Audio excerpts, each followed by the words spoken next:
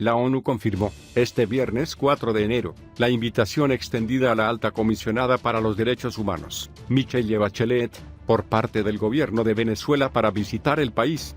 Según lo corroborado por Ravina Shamdasani, la portavoz de su oficina, en rueda de prensa, la alta comisionada ha contestado a las autoridades venezolanas, exponiendo la necesidad de que un equipo técnico visite antes el país.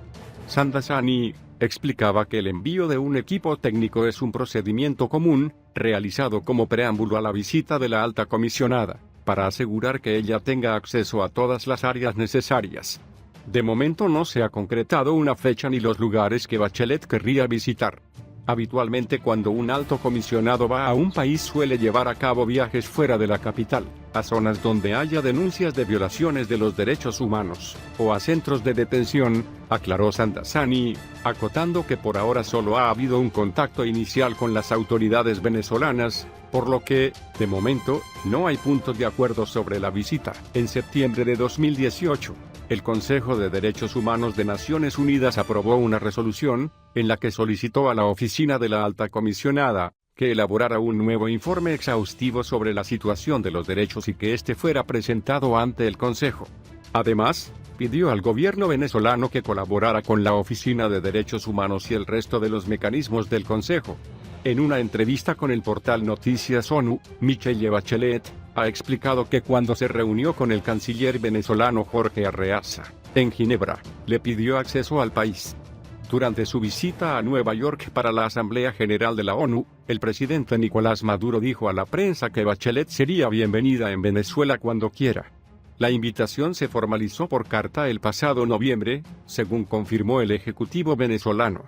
La Oficina de Derechos Humanos ya elaboró en los últimos 2 años informes sobre las violaciones cometidas en Venezuela, pero estos no se pudieron presentar en el Consejo para ser debatidos al no haber sido solicitados por el organismo. El gobierno de Venezuela no otorgó a la oficina el acceso al país, pese a las repetidas solicitudes cursadas.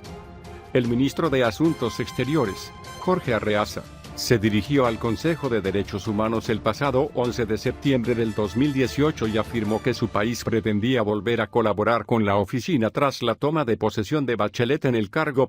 Actualmente, 3,3 millones de venezolanos se encuentran en 16 países de Sudamérica y las proyecciones de la ONU prevén la salida de 2 millones más en 2019.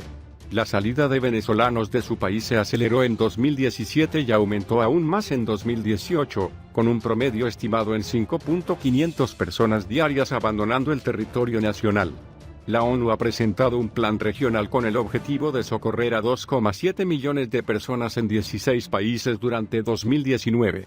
De ellas, 2,2 millones son venezolanos y el otro medio millón son habitantes de las comunidades de acogida, lo que requiere de $738 millones, incluidos recientemente en el llamamiento humanitario global de la ONU. Ante el tiempo transcurrido y la magnitud de los crímenes del régimen dictatorial de Ortega, descritos en el informe del GIEI, se escuchan comentarios en distintos ambientes en el sentido de que vamos rumbo a la situación de Venezuela, país en el cual las protestas se apagaron a pesar de la crisis, y Maduro se apresta a asumir un nuevo período presidencial en los próximos días, luego de montar un circo electoral.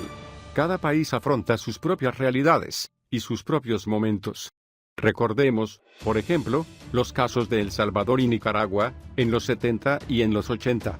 En ambos países, organizaciones gemelas, el Frente Sandinista y el Frente Farabundo Martí, llevaron a cabo una lucha armada para realizar una revolución, con proyectos muy semejantes.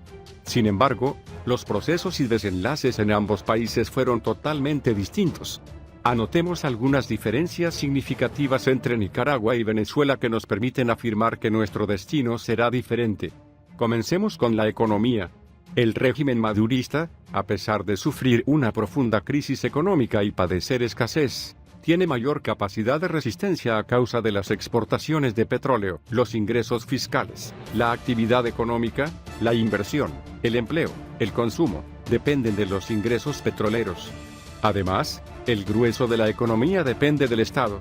El Estado concentra los ingresos y, aunque distribuye escasez, asegura unos mínimos. En cambio, en Nicaragua el Estado no tiene ingresos autónomos. provienen de los impuestos que recaudan en una economía que descansa en la actividad de pequeñas, micros, grandes y medianas empresas. A menor actividad económica de las empresas, menos ingresos para el Estado. Además, otra buena parte de la economía depende de los créditos de las instituciones financieras multilaterales. De ahí que las sanciones norteamericanas tienen un potencial demoledor. A ello agregamos que el 40% de nuestras exportaciones se dirigen hacia Estados Unidos, de donde provienen inversiones, turistas y remesas.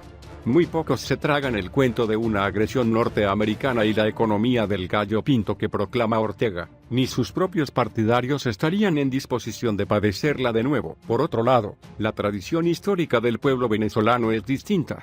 En Nicaragua se vivieron 2 guerras hace unas pocas décadas. Hay una tradición de resistencia y de lucha mucho más cercana. Uno puede verlo no solo a nivel nacional, sino en el comportamiento de los nicaragüenses residentes en el exterior, que están plenamente incorporados a la lucha, con acciones de solidaridad y desarrollando diversas acciones de protesta. No se observa lo mismo en el caso de los venezolanos. Y esto lo decimos con mucho respeto, solo estamos reflejando una realidad. De otro lado, no es un dato menor que Nicaragua tiene una significación geoestratégica de menor calado que Venezuela. Finalmente, hay otra realidad que también debe remarcarse. La oposición en Venezuela, por el marco institucional y la tradición política, descansó en los partidos políticos y en la participación electoral, con liderazgos personales claramente identificados. No es lo mismo tener carisma para candidato presidencial que liderazgo para enfrentar un régimen dictatorial. El régimen de Maduro golpeó a esos liderazgos, apresando a unos y exiliando a otros, y descabezó en buena medida el movimiento de oposición. Además, algunos partidos cayeron en los comportamientos tradicionales buscando cargos y espacios de poder en las elecciones. Afloraron los intereses, las pugnas de liderazgos y contradicciones sobre estrategias y objetivos, lo que ocasionó desconcierto en la población, desprestigio y, finalmente, desgajó a la Mesa de Unidad Democrática. En Nicaragua, las organizaciones políticas tradicionales quedaron anuladas. Pero, especialmente, con la rebelión florecieron múltiples liderazgos, de toda edad, de todo género y en todo lugar. Por esta razón no hay manera de descabezar el movimiento de resistencia. Otro elemento fundamental es que la resistencia de la población se ha cobijado bajo la bandera azul y blanco, con un vigoroso sentimiento ciudadano, autoconvocado. El régimen tiene más de 600 prisioneros y prisioneras, miles de perseguidos en el exterior, más de 300 muertos, y sin embargo siguen aterrados ante la posibilidad de movilizaciones ciudadanas. En estas condiciones, no hay manera de acallar la protesta, ni hay manera de domesticar a la población, más bien crecen la indignación y el rechazo al régimen. Por otro lado, hay 3 actores que corresponde mencionar que también marcan diferencias. La empresa privada en Venezuela fue demolida. En Nicaragua, empresarios de todo tamaño sostienen la economía y, también hay que decirlo, la mayor parte de sus liderazgos han asumido posiciones claras frente al régimen. La Iglesia Católica, que es otro actor relevante, se encuentra identificada con el clamor de su feligresía y goza, en términos generales, de la confianza de gran parte de la población. En cuanto al ejército, aunque de eso no estoy tan seguro, hay quienes opinan que guarda diferencias con el ejército venezolano, entre otras, que es más dependiente de Estados Unidos. A más 8 meses, el pueblo nicaragüense sigue en plena rebeldía. Tal vez la actitud y disposición del pueblo se condensa en las declaraciones de Doña Coquito, conocida popularmente como la abuelita vandálica. Ella declaró a 100% Noticias, refiriéndose a las amenazas de que es víctima: quieren callarme, quieren que me sienta ahuevada, pero a mí no me van a bajar los huevos, yo tengo más huevos que Daniel Ortega, una mujer, una anciana. Esa expresión, que viene de las entrañas del pueblo, marca el sendero de la inevitable recuperación de nuestra libertad. En un ambiente normal, las instituciones financieras y los supervisores tendrían preparados las medidas para mitigar el efecto de los riesgos que pueda enfrentar el sector: ajuste cambiario, ajuste de tasas de interés y específicamente el colchón que provee el capital. Mientras en el resto del mundo los supervisores han incrementado las exigencias sobre los accionistas y directivos para que el patrimonio bancario pueda cubrir efectivamente cualquier deterioro del activo. En Venezuela la SUDEBAN ha venido actuando de manera displicente, particularmente con la banca estatal. Al permitir que la banca cubra a los niveles mínimos de capital mediante la mecánica contable, en lugar de reponer con dinero tangible la deficiencia patrimonial ocasionada por pérdidas recurrentes al ser ajustadas por inflación sus utilidades, ha creado cascarones vacíos que al primer temblor pueden quebrar. Lo segundo es que, al igual que otros sectores económicos, el valor económico en divisas de la banca es microscópico. El patrimonio en noviembre de los 4 bancos privados con mayor activo, incluyendo Banesco, apenas alcanzaba $100 millones al tipo de cambio no oficial. Esto convierte a los bancos medianos y pequeños en eventuales presas en cuanto se vislumbre un cambio en el timón económico del país. De ocurrir el escenario de ajuste de las tasas de interés, con las consecuencias patrimoniales negativas para la banca, es muy probable que haya más de una institución financiera que no pueda cumplir con sus depositantes, y con dueños sin voluntad o capacidad para reflotarla. Esto es sin considerar que la experiencia de controlar o intervenir a Banesco se repita con otros bancos privados de capital nacional.